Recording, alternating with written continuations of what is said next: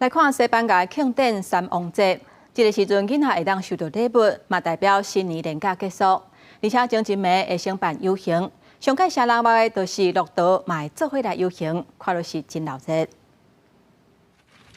真侪人一届生活是为牵狗散步开始。西班牙南部阿尔梅尼亚省的苏兹是牵10只骆驼出门散步运动。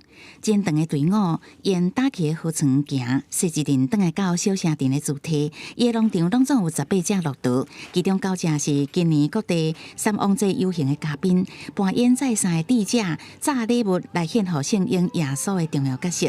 当年对火车音响、电光也甲马戏的队伍做伙行。 无简单，因为这个动物毋是出世就会晓表演，敢若部分会当真自在的出门，甲人直接活动。 Some camels are too nervous and they would really have a very bad time if they had to go out in the night with a lot of people.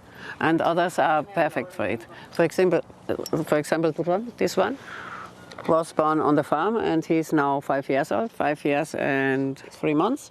And I think he will be perfect because he enjoys being with people and he's very quiet.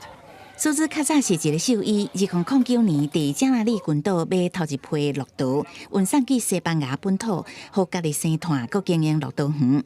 较早主要业务是长途骑骆驼的服务。疫情了后，转来做接待儿童为主的参观体验，互囡仔真近来接触骆驼，互因乱摸饲因食物件，了解骆驼的生活习性。3点钟有5、6个教育意义的亲子体验活动，真受欢迎。公司新闻，施伟忠编译。